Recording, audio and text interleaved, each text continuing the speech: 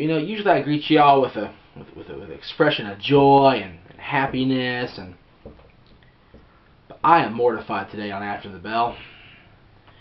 I realized WWE realized the error of their ways yesterday or whenever they posted this. But seriously? PG? Seriously? A penis on my screen. Thanks to World Wrestling Entertainment, or WWE. They're not even World Wrestling, they're WWE now. WWE Incorporated. There was a penis all up in my screen.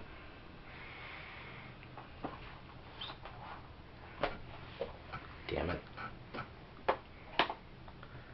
Blame Triple H.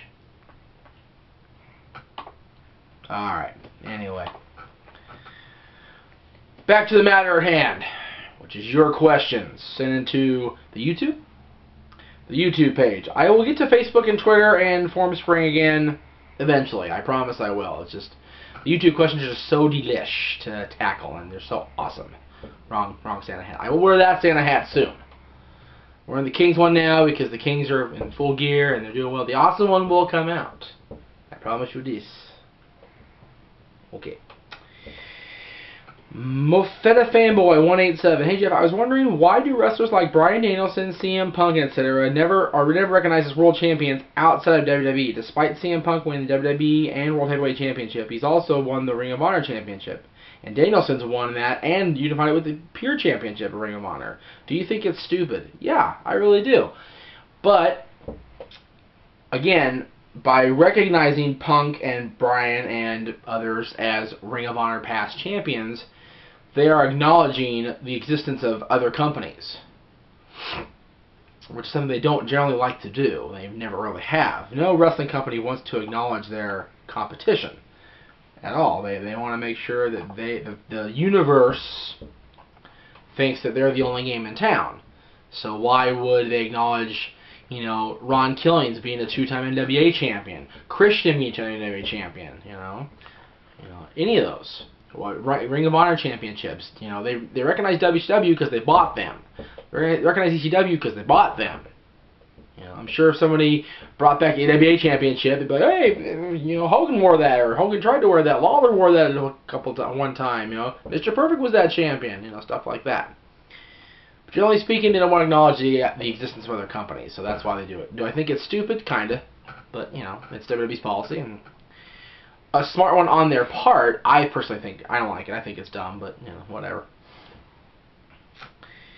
Extreme Animal 23. Hey, Jeff. Love the show. Been a follower since the days. You're awesome.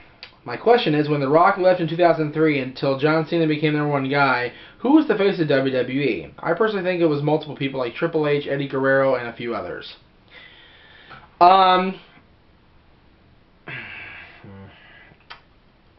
The Rock really wasn't even the face of the company by the time he left. I mean, let's be real. You know, at that point, both him and Austin were at the tail end of their times as full-time wrestlers. So if you really want to give him credit, which I don't like to do, but, you know, it'll make Jade happy, Triple H was the face of that company. More so than Brock Lesnar. More so than the up-and-coming John Cena. More so than Eddie Guerrero. Triple H was in the midst of his, let's see, when Rock left, he was in the midst of his second World Championship reign, his longest World Heavyweight Championship reign at, let's say, December, at 9 months, that reign lasted almost. The longest heel run since Superstar Billy Graham, which was, you know, almost 20 years before, no, over 20 years before, excuse me, almost 30 years before. Triple H was the guy. No question about that. Triple H was the top dog. And now he's the top corporate dog. Go figure. Let's see. Rexo. There we go. Rexo619. Why the heck is wrestling sucky when it comes to booking from WWE and TNA? That's a good question. Must by itself. I thought they would learn their lesson by now, but with Hulk and Eric wanting TNA to do what they did in WCW, and I think Vince is losing his mind with old age. I think Vince needs to retire and let others take over because he's been in the business for a long time and he has done a lot, but he needs to stay at home. You go tell Vince McMahon to stay home. Walk up to Gorilla and be like, Vince, get out of your chair. Let me sit down and handle this mess. This is ridiculous. what you guys see on TV is a lot of what is really happening. Vince is handing over a lot of the day-to-day to Hunter. So Triple H is kind of steering the ship along with Stephanie and Brian Gerwitz, the head writer of Raw, and, you know, people like that. Vince still, you know, has the final say. But, you know, he has stepped back quite a bit in recent months, more so since this summer with the whole CM Punk John Cena feud. Again, a lot of what you guys saw, I've heard, is very real as far as Vince taking a step away. So hopefully Triple H will start steering things back in the right direction. First thing is, you know, fire his pet project, because the Botchosaurus there has been, you know, hurting himself and getting suspended left and right, and Sin Cara. So he needs to go.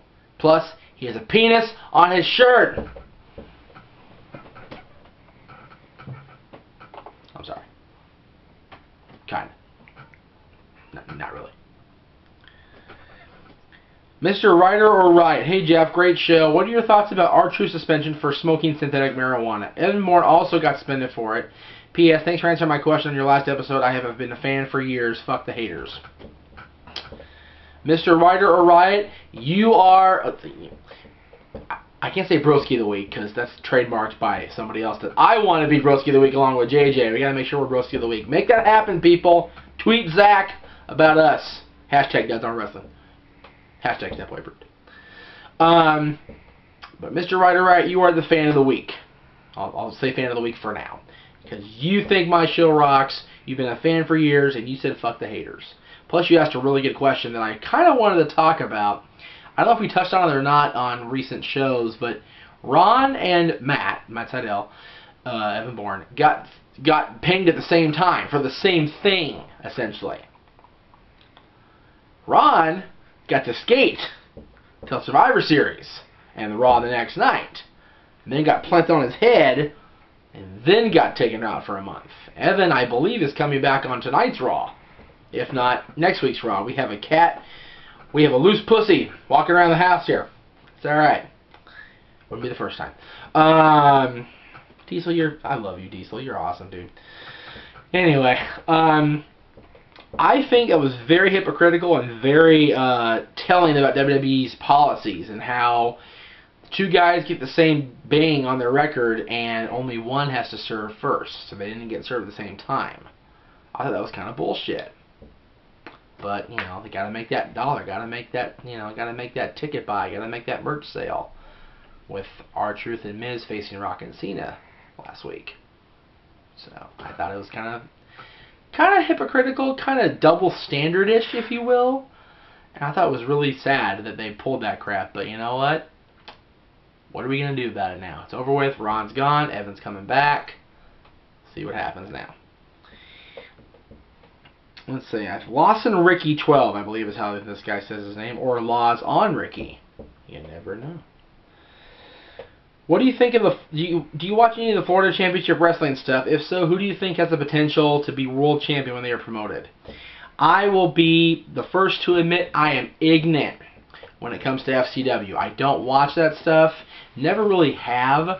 I kind of follow them when they come in NXT, but NXT has been going like the same season for about 568 weeks now. So I don't really know what's going on. I stopped watching because whatever. Although William Regal's a hell of a color commentator. I will say that when I do watch. William Regal is Snapboy approved. I know this. And Tara, the damn figure you got, that's not Jeff Meacham approved. I want the figure. Bring it to the signing on December 10th. I want to see that in person. And then you can put it down and go potty, and then I'll hide it in the car, and you won't ever see it again. That's stealing, and that's wrong. I want the damn William Regal figure. Just so I can sell it. I need money. Christmas sucks. I don't really know about Florida. I know that the Rotundos are down there, IRS's kids, and they're doing great things. We've seen a lot of the Florida guys come up recently, so, you know, a lot of the NXT guys are from Florida. They're doing very well. You know, no better example of that than Wade Barrett. Holy crap, you know. The guy from England, you know, you got him. Brian, when he was there, you know, honing his skills like he needed to. You know, a lot of the Florida guys have been promoted and done very, very well. A lot of the LVW guys did very well when they were promoted. Prototype, John Cena, Randy Orton, Batista, you know, those guys. We watched the Randy Orton DVD, and he was in a class in LVW with Cena, Batista, Brock, and I think it was those four were the primary four that they talked about. You know, you can't really ask for much better than that out of a developmental system. And Florida's trying to do the same thing. They're trying to, you know, create that next super duper star. And hopefully they do. Yes, sir. I think it'll be Antonio Cesar. That's right. Or however you say the frickin' last name. Claudio Castagnoli. That's right, Claudio Castagnoli. And where's Chris Hero? I thought they were both signed, damn it. I'm mad that the KOW's been broke up. But Hashtag Renegades 2 cents. That's right. But the KOW may be gone, but the DOW lives on. And they should be hashtag DOW for Broski of the Week. I don't know how the hell I just said. Make us the Broski of the Week. Talk to Zack Ryder. Let's see. This is from the WWE Addict. Hey Jeff, after seeing John Cena receiving heat for appealing to kids and being seemingly unbeatable, it made me wonder, did Hulk Hogan ever receive similar heat in the 80s? Oh, God, yes. More so in the 90s. In the early 90s when he was starting to leave WWE and go to WCW and making all kinds of movies in between. Hogan had heat. Unintentional X-Pac style heat. Although everybody really hated Shawn. I love Shawn. Everybody really hated his guts. Excuse me. Yeah, Hogan, toward the end of his first big, you know, epic 10-year run with WWF, was garnering some major heat from the hardcore fans that wanted to see something different, wanted to see the Bret Harts, the Shawn Michaels, the Scott Halls, those guys, and Hogan was just booed all over the place. He was still big in Europe when they did the European tour. When he faced Yokozuna right before he really left overseas, he was cheered. But here, go back and watch King of the Ring 93 and listen to how many people are actually cheering for the squash of Hulkamania. Just listen to that. It's very telling. Very telling. And his first couple years in WCW too. When he turned heel, most of the guys were like, oh, finally I can boo him and not feel bad about it. Throw my cup at his ass. They were digging it. It's from Mr. Jones, 2210. Jeff, I've watched your shows forever. Well, this year has been forever. But if you're talking about the old shows, I appreciate the support. Just wondering, what do you think of Cody Rhodes bringing the classic IC title back and saying it has been tarnished? I personally agree with it and hopes he has a long run with the belt. P.S. Fuck the haters. I love the shows on this channel. The shows on this channel. He likes all the shows. Alright, double fan of the week. Mr. Ryder Riot and Mr. Jones 2210. You will get a you know, I offer prizes because I'm Poe, but I'll give you a golf. No, my computer's going to fall. Golf clap right there, baby. Absolutely. Right on. Actually, this golf clap's more like this. But I'll give you a clap. Whatever I'm doing, it's going to be lame because I can't afford nothing for real. But if you come on December 10th to Long Beach Clothing Company and meet Winter, Tara Calloway, and Shelly Martinez, get some hot swag there and some cool pictures. And meet me and JJ, if nothing else. Cody brought back the IC title from the era that I grew up in. That shit was awesome. And now JJ kind of came in late on that one because by the time he came in, I think the new one was already established because The Rock had that when he was Intercontinental Champion going into WrestleMania that year, 98. So JJ didn't get to experience firsthand that belt until we saw DVDs and tapes and things like that. That title, I see that belt and I see Mr. Perfect. I see that belt and I see Shawn Michaels. I see that belt and I see Randy Savage. The great Intercontinental Champions of the 80s and 90s. And those guys were, like we said in the Intercontinental DVD, I mean, I reviewed it way back when, the workhorses. The guys that pulled the load while Hogan was going, you know, 10 minutes or whatever and doing the pose down for another 15 minutes. You had Bulldog, Bret, Shawn, Savage, you know, those guys, you know, perfect, you know, carrying the load and doing the best matches on the card. It's very telling that SummerSlam 91, a lot of people forget that it was Hogan Warrior versus Slaughter's Clan, but everybody remembers Perfect and Bret.